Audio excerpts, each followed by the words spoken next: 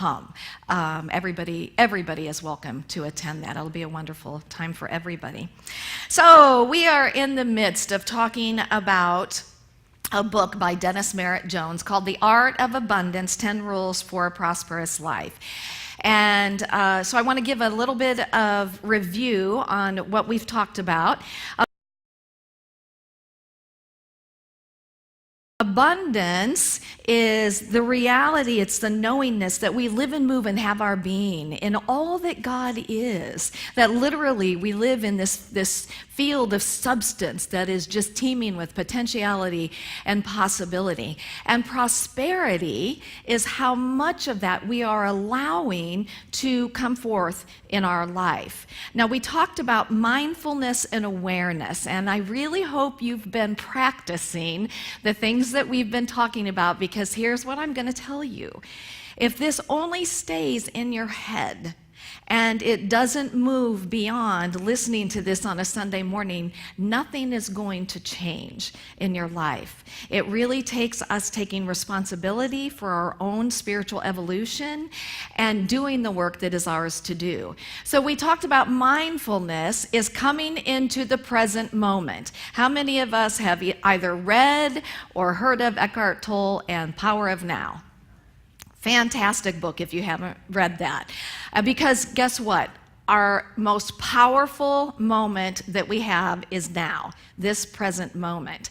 And so mindfulness is simply bringing ourselves into this present moment, not thinking about the past, not worrying about the future, bringing ourselves fully here. And then awareness is our ability to be able to recognize in this present moment, am I focused on the past? Am I bringing my past experiences in a negative way into this present moment? Or am I worrying about the future? And then we talked about consciousness, and that we must become aware of what we're thinking about when we're not thinking about what it is that we're thinking about. It's those times when we're just on automatic, and it's the old programming. And so with awareness, we come in and we say, oh, ho, whoa, that is not what I want to experience in my life. I don't want to be focused on illness. I don't want to be focused on lack. I don't want to be focused on thinking that there's never going to be a great partner in my life or whatever it is. And so with our wonderful gift of a thinking mind that we are created to be in charge of. We are created to be in charge of this thinking mind. We use the power of the mind to begin focusing on what it is that we desire to experience. And that's when we go back even to step one and then allow ourselves just to be mindfully in the presence and awareness of the abundance of God, the abundance of the universe that is everywhere present, because it's all around us, right? Everywhere, all around us. And then last week we talked about giving way to the flow. And so whatever it is that you really desire to experience in your life, then, and if you're not experiencing it, then it is important to start giving that. So if you want more unconditional love in your life, what is yours to give? Unconditional love. If you and so there's two ways of the givingness here. So there's the action givingness. If we want to give way to a greater flow of prosperity, financial prosperity, we give way to the flow through the givingness of finances in our life. But more importantly, well, they go hand in hand really, is the giving through our consciousness. Because if we're say that we're wanting to have a greater flow of financial prosperity in our life, and so we say, okay, I'm gonna give, and then we have all this fear and we have all this worry, what's gonna come back to us? More opportunities to be fearful and worried. So we want to be aware, this, and really, this is such a big, major teaching in unity, is what our consciousness is. So today, we're going to be talking about Rule 7 and Rule 8, be in the flow and be of service. And I'm going to be sharing specific words from Dennis Merritt Jones because I love the way that he puts things. So today, as the talk title says, we're going to talk about being blessed and then also being a blessing. And as Dennis says, practicing the power of positive perspective by focusing on what is right in our lives. And hey, what about focusing on what is right in our community and in our world? Wouldn't that be a great thing? Because our media doesn't focus on that, does it? No. So it's up to us to start looking at that. Dennis says, there's a big difference between counting your blessings and knowing that you are blessed. And this is the power of perspective. Knowing that you are blessed originates in your heart with a simple awareness that you are blessed with simply the gift of life. And I just want us to stop for a moment and to really think about that. We woke up on this side of life today. That's pretty great, isn't it? Did y'all wake up on this side of life today? Yeah, that's pretty great, isn't it? Yeah. The alternative is we wouldn't be on this side of life. And when we do our centering prayer before we start service, that's really usually something I bring up is thank you, God, that we're on this side of life because this life is a gift. And I think how many times do we really recognize that and acknowledge, I am so grateful for the life that is animating this body today. And just to be grateful for that.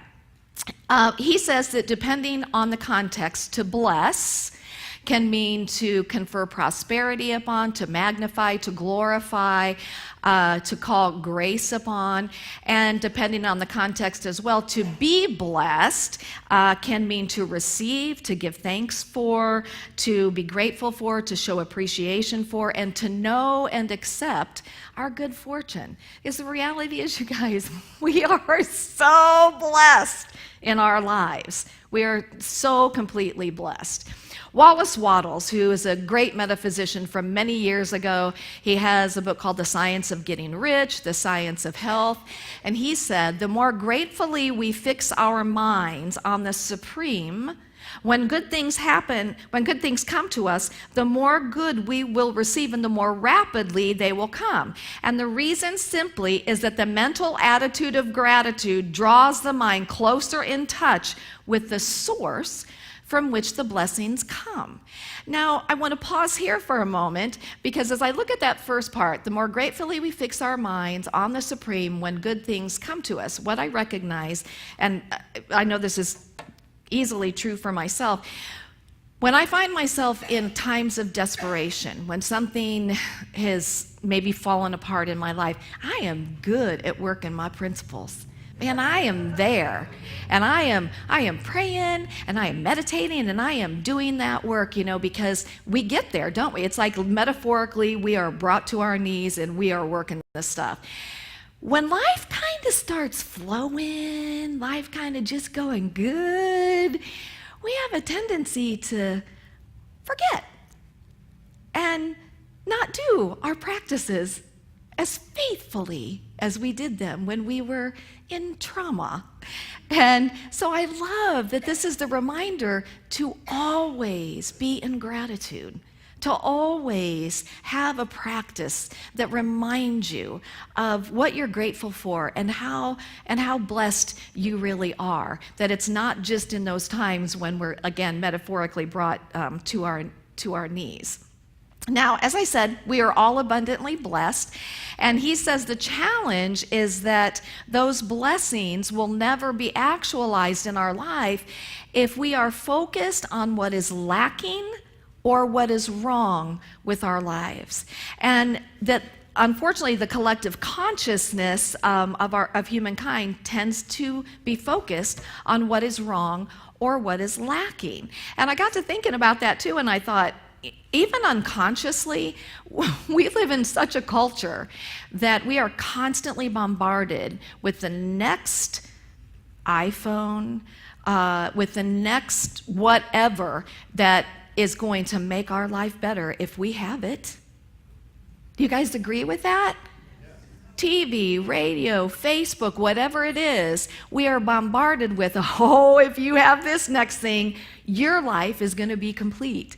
And so without even recognizing or realizing it, many times we're focused on lack because we think we don't have what we need that everybody's saying that we need. So it's just important. This is about awareness. It's about waking up. It's about shifting our consciousness and recognizing that we are fully blessed in this moment. We are fully blessed in this now moment. Our author Paulo Coelho said that every blessing ignored becomes a curse. And so Dennis goes on to explain that how this can be looked at is that when we fail to gratefully recognize our blessings, that in a sense they wither up and they die. And I love what he says next. He says, because there is no affirmative energy wrapped around them, which is the glue that holds them in place. So I'm going to talk more about that in a second. Ralph Waldo Emerson, and I just love this. I think this is so beautiful. He said, never lose an opportunity of seeing anything that is beautiful. For beauty is God's handwriting, a wayside sacrament.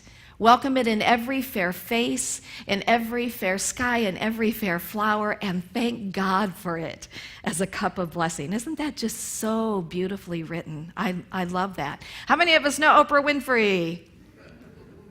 Oprah says what you focus on expands.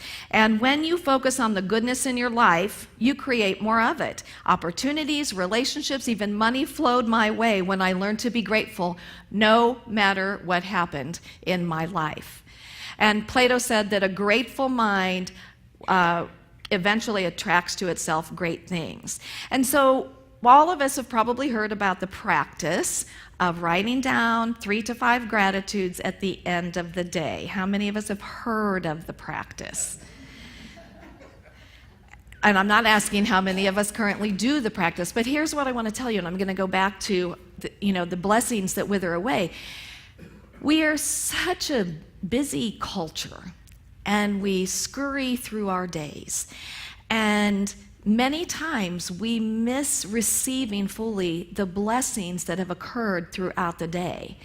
And what having this practice of focusing on 3 to 5 gratefuls, 3 to 5 blessings every night does is that we have to consciously then go through our day and think about, and so many times we will go, wow, I totally forgot that when I was out somewhere, this person let me in line and they didn't have to do that. I may have just said thank you, but then went on my way. But when we're in gratitude, we're going to take that and we're going to receive it in a way that is different than even, just in the moment, because a lot of times in the moment we don't. So we wrap it in this affirmative energy then. And the great thing is that like attracts like, correct? So the more grateful we are, the more that we have to be grateful for. And here's the thing about this that I want us to understand. It's not because there wasn't all these things around us before to be grateful for. It's, as we've talked about many times, when we begin to expand our awareness, we begin to see things that were always there. But the really great thing is that more is added unto us as well. So Dennis tells us that the practice, he says, Rabbi Harold Kushner says, can you see the holiness in those things that you take for granted? A paved road or a washing machine? Any of us never not have our washer work or dryer? Aren't you so grateful when they finally do? And it's like being grateful in the moment. If you concentrate on finding what is good in every situation, you will discover that your life will suddenly be filled with gratitude, a feeling that nurtures the soul. So, he says, bless your body, bless your family, bless your home, bless your neighbors, bless your workplace, bless your employer, bless your coworkers, bless your teachers, bless those who serve you, bless those that you serve, bless your competitors, bless your spiritual community, bless your automobile, bless the roadway, bless the other drivers out there, bless your country, bless the sun, bless the rain, bless the economy. How many times do we bless the economy? Blessed your personal economy. Make sure you're doing that. Bless the gift of music, bless the present moment, bless the planet and everyone on it. It is powerful, powerful, powerful to be in that attitude of gratitude, that state of gratitude. So the next rule is to be of service. And this was, the title is Be Blessed and Be a Blessing. We cannot be blessed without then giving forth our blessing, our whatever it is, through acts of service. Dennis says there's no better way to initiate the flow of abundance, which, remember, abundance is the goodness of everything in our life, than through the act of serving others. And I like how he says this: to serve is to extend your energy, your essence to others in a manner that enriches their lives. And know this: your motivation, your intention behind your act of service makes all the difference in the world. And what I mean by that is that if we go into an act of service thinking that someone is less than we are, that's not a great motivation for serving. The recognition that everybody has the same innate value and the same innate worth as everybody else does, and to serve with that greater intention of connection, of oneness. That is the highest way to serve. So Dennis tells a story, and I've heard this story before, but I love this story, of a young student who went to his master, and he told his master that he said, "Teacher, you speak of the importance of selfless service to others as a way of life. You say that if I am to create a rewarding, joyful life, an abundant life for myself, then I must first learn how to serve others. However, I am uncertain about what that means and how to accomplish it. How do I serve others and still take care of my own needs? I would like to understand the difference between both selfishness and selflessness and the consequences of both." So in a dream state, his master comes to him, and he takes him to this building where there are 2 rooms. And he opens the door of the first room, and when the student looks in, he sees tables, and at each table, in the center of the table, is this big pot of soup, and it smells delicious. But he notices that all the people in this room, they're unhappy, they look like they're starving, they're kind of emaciated, and this made him very sad to see this. Every single one of them had a long-handled spoon. The spoon was much longer than their arms, and it made it possible for them to reach into the bowl and to get a spoonful of soup, but when they tried to bring it back to their mouth, the soup always spilled out, and consequently, they were starving and they were unhappy. So the master then took him to the other room and opened the door. It was essentially the same thing with the tables and the pot of soup, but he noticed something very different. He noticed that they had the same long-handled spoons, but the people here were happy, and they looked like they weren't starving. They were well-fed, and they were connected energetically. And so the student said, "I don't understand. Why are these people so filled with joy?" And the master said to him, "You see, in this room, the people have learned to consider the needs of others first, to serve those needs by selflessly feeding one another with their long spoons. And in so doing, they are, in turn, equally fed. However, in the first room, the people were very self-absorbed, selfishly thinking only of themselves. They are so obsessed with serving only their needs that the idea of serving others has never crossed their mind." The answer to the question you asked about the difference between selflessness and selfishness is one simple thing. One is me thinking, and one is we thinking. And the consequences of both are obvious. And again, I just think that in our busy life, we can easily lose sight of the we thinking outside of our own units of friends and family, and how important it is to be of service to the greater whole, how important it is to be of service to be with each other in a spiritual community, and how important it is to be of service in our own community at large. There are times when we will have a call for some acts of service that we would like in our community at large. And I want to encourage you, when we have a call for that, to prayerfully consider and open open yourself up to stepping out and to being in service in that way, to being in service in that greater we thinking. He said that when we are in service, that it is important to approach everybody with kindness and respect, with reverence and compassion and patience and tolerance, generosity, joy, and love, with no strings attached. And that's a big one for us. Because you know what that means? That even if somebody is not grateful for us showing up and being of service to them, that's none of our business. Because our business is to be about that expression of God, that expression of love, that expression of kindness and compassion, to be that, God is always giving without any strings attached. And that is who we are here to be as well. So he had some ideas for how we can fill some needs in life by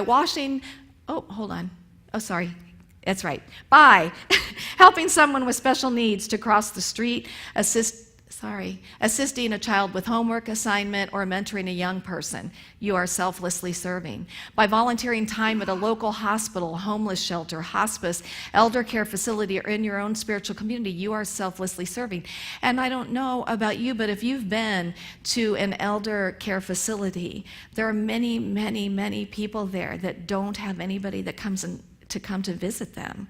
And what a gift it would be for someone just to go and just to say hello and just to be present, in a way of just wanting to extend that love.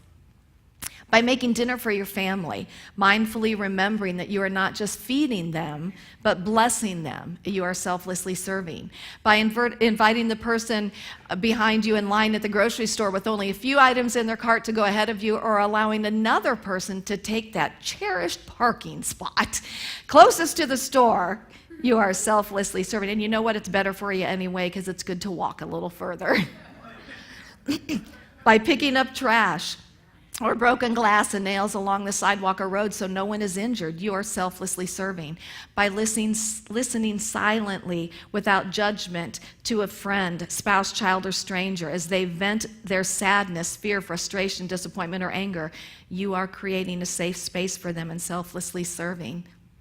By remaining mindful while at work that you are doing, what you are doing not only generates a paycheck for you, but also enriches the lives of those who enjoy the product or service you render. You are selflessly serving. And by washing the dishes, taking out the trash, cleaning the garage, or filling your loved one's car with gas without being asked, you are selflessly serving. And I've had that happen where my sweetheart has filled my car with gas and I didn't know it. And, I'd like to get in the car and go, oh, this is great. It's an absolutely wonderful thing. Dennis says that when we serve others selflessly, and this is so beautiful, that we are recognizing them for their essential value, recognizing that they matter. And when someone knows at the core level of their being that they matter, that they have value, then intrinsically what happens in them is that it shifts something in them, and it brings them up to a higher place where they will then also give out in that same way. And he says, and the circle is complete. And that's the opportunity that we have. We have the opportunity to recognize each other as being beautiful and amazing children of God, that every single one of us is so valuable, and every single one of us matters. And he says, if you are mindful, you will see that at the center of all acts of authentic selfless service lies the sweetest realization of all, and that is recognition. It is not self-recognition, but rather recognition of the true self that lies within everyone, waiting to be seen and to be honored. And so it's just recognizing that as we open ourselves up to how blessed we are in our own lives, and then to offer ourselves in that way of selfless service to others, we make a difference for our entire human family. And the beautiful thing is, you guys, is that when we make a difference for one, it ripples out from there. And then it ripples out from there. And we have no idea how far our one act of selfless service goes. So I want to close with something else that Dennis says. True abundance goes far beyond possessing material things. Living in true abundance means existing in a state of mindfulness that affirms that your life is the ultimate gift, a blessing, a pearl of great price because its value is beyond measure.